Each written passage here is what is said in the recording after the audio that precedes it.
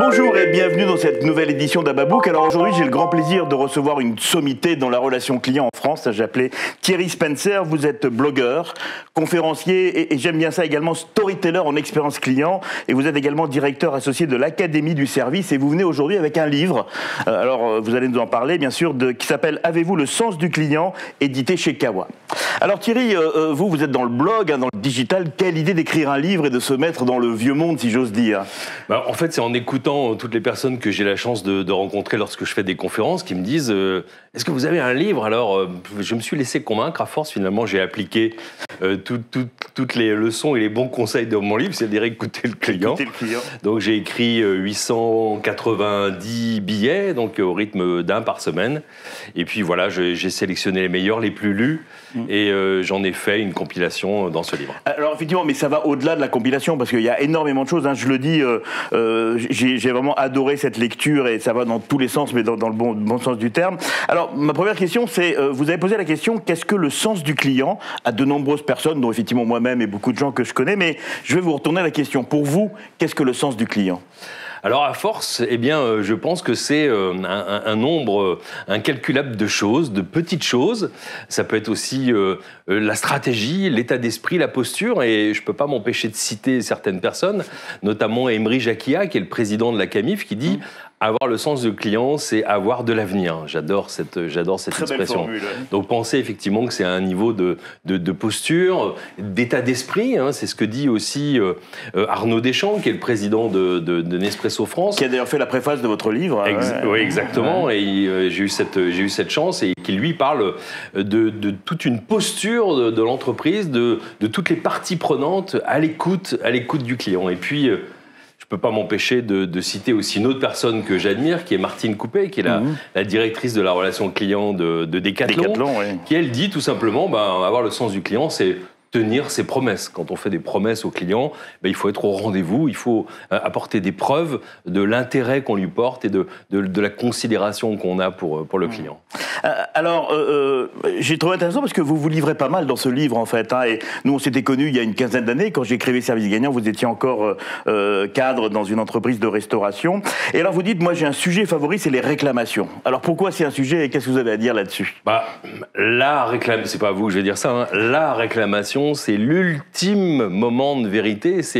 D'ailleurs, j'ai fait récemment un sondage sur mon blog pour demander quels étaient les moments à plus forte intensité en termes d'émotion. Oui, tout à fait. Et en fait, le fait d'exprimer son insatisfaction fait partie des 3 moments les plus intenses. Et puis, la réclamation, finalement, c'est l'ultime signature des entreprises qui ont le sens du client.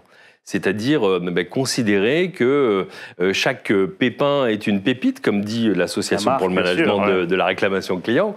C'est considérer que chaque réclamation est un cadeau. Il y a un excellent livre là-dessus qui s'appelle « Complaint is a gift ».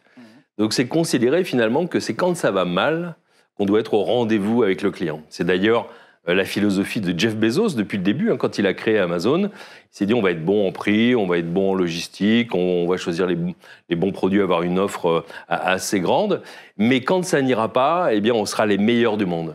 Et je pense, c'est l'ultime moment de vérité. Et de le savoir, l'homme le plus riche du monde, c'est aussi une belle récompense pour le monde de la relation client, parce que quelqu'un qui a toujours cru depuis les débuts. Alors, il y a une autre chose, il y a beaucoup de choses, je le répète, mais à un moment, vous parlez de la Saint-Fidèle. Parlez-nous un peu de cette Saint-Fidèle. C'est un jour d'un mois, c'est ça? Alors, j'adore les rendez-vous, j'adore les marronniers, forcément, quand on fait un blog et quand pendant 15 ans, on cherche des idées toutes les semaines. Ouais. Le 24 avril, je me suis dit, finalement, on ne célèbre pas la Saint-Fidèle. Et avec l'aide de plusieurs amis, donc Christian Barbaret, qui est le fondateur de la société d'études UNIT, et puis Nathalie Rémy-Bossé, mes deux compères de l'époque, auxquels s'est ajouté ensuite Christophe Benavent, on a célébré la Saint-Fidèle. Donc chaque année, à l'occasion de la Saint-Fidèle, le 24 avril exactement, on a fait pour certaines années des études auprès d'un échantillon représentatif de la population française. On a fait des synthèses d'études sur la fidélité pour découvrir un certain nombre de choses qui sont aussi évidentes. C'est découvrir que, déjà, le client se sait fidèle. Lorsqu'il aborde un commerçant, lorsqu'il aborde une entreprise, il sait que lui-même, eh bien, il s'attend à un certain niveau de considération, un certain niveau de relation et d'expérience, parce qu'il est fidèle. Et puis, il attend une reconnaissance qui n'est pas forcément transactionnelle, et c'est là où beaucoup d'entreprises se trompent. Elles pensent que récompenser avec des points, avec des grille-pains ou je ne sais quel cadeau, eh bien, ça suffit à récompenser. Et souvent, l'entreprise n'est pas au rendez-vous, ne sait pas reconnaître cette fidélité. Enfin, on le voit bien. Exactement. Donc, chaque année, le 24 avril, c'est l'occasion pour moi de parler de ce sujet qui est finalement fondamental. Alors, j'ai été obligé de sélectionner les thèmes. Hein. Comme j'ai dit, il est très riche. Alors, page 137, j'ai adoré un chapitre qui s'appelle « Les 20 mots qui tuent ». Alors, m'envoyez pas Thierry, ça m'a rappelé l'encadré de service compris, mais c'était il y a 35 ans, dans la prescription, dans lequel on avait dit « Ne dites pas, dites plutôt ». Alors, il y en a un ou deux mots qui tuent les plus criminels. Pour vous, c'est lesquels ?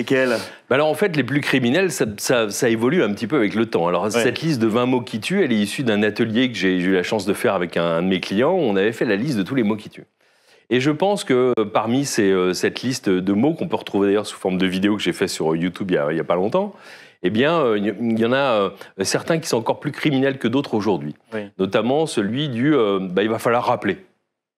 Aujourd'hui, pour un client qui attend le fameux once and done, la first contact resolution, c'est-à-dire qu'on puisse répondre à sa question ou trouver une solution à son problème tout de suite, tout bon du premier coup, lui répondre, il va falloir rappeler, c'est aujourd'hui inacceptable. Oui, allez-y, il y en a un autre. Un autre mot qui tue que j'aime bien, que j'ai entendu d'ailleurs un jour dans un hôtel. Donc je rapporte ma carte à l'accueil le lendemain matin. On me dit, est-ce que tout s'est bien passé ? Alors, je dis, écoutez, oui, je voulais juste vous faire un petit feedback. Il n'y a pas de porte-savon dans la douche. Alors, la charmante personne à l'accueil me dit, ah oui, vous n'êtes pas le premier à me dire ça. Je me dis, bon, alors je suis plein d'empathie pour tous ceux qui formulent ces mots qui tuent. Mais simplement, je pense qu'elle-même, on ne lui a pas dit qu'il fallait faire remonter la voix du client.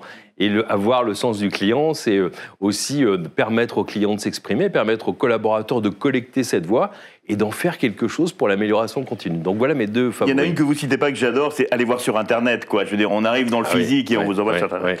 Alors, encore un autre sujet, là aussi, c'est tellement original. Vous parlez des angles morts de la relation client. J'aime bien cette idée. Expliquez-nous un petit peu ce que c'est qu'un angle mort. L'idée des angles morts m'est venue lorsque j'ai pris l'avion un jour et sur Iberia et j'ai vu que les air sickness bags, lorsqu'on a un peu le mal de l'air, disons, voilà. Et j'ai découvert qu'il y avait des petits dessins, on pouvait dessiner dessus, on pouvait le colorier, ça servait à autre chose que sa fonction principale. Et je me suis dit, finalement, j'ai fait une collection d'expériences tout au long de ces 30 ans de carrière et de 15 ans de blogueur, avec des toutes petites choses qui sont autant d'angles morts, de petites attentions. Par exemple, lorsqu'on sort du cinéma, on est souvent dans un couloir lugubre, mal éclairé, qui est un angle mort de l'expérience. Donc, pourquoi ne pas le décorer ? Pourquoi ne pas utiliser tout ce qui est finalement laissé pour compte dans l'expérience client ? Et quand on sait que l'expérience client, c'est une somme de petites expériences, de petites attentions, de petits gestes, eh bien, il faut vraiment traiter ces fameux angles morts. Alors, il y a aussi, vous n'apportez pas que des constats, il y a aussi beaucoup d'idées, beaucoup de points clés que vous abordez en 5 ou 6 points clés. Parlez-nous du fait que c'est vrai que les entreprises ont du mal à s'excuser. Vous avez un chapitre qui s'appelle « Sachez vous excuser ». Alors, je reprends comme titre la chanson d'Elton John, « Sorry seems to be the hardest word ». Je pense que c'est applicable pour les entreprises. Parce que finalement, s'excuser, c'est ni plus ni moins déjà une politesse. Et le signe, le symbole pour une entreprise de son sens du client est aussi de reconnaître qu'elle est faillible. Quand on s'excuse, c'est qu'on a mal fait les choses. Et quand on sait que, c'est ce qu'on prétend à l'Académie du service, c'est que le zéro défaut n'existe pas dans le monde du service. Donc savoir qu'on est faillible, c'est déjà changer de posture. Et savoir qu'il y aura toujours un camion en panne, il y aura toujours une panne d'électricité, il y aura toujours un collaborateur malade. Donc il y aura toujours un petit caillou dans les rouages.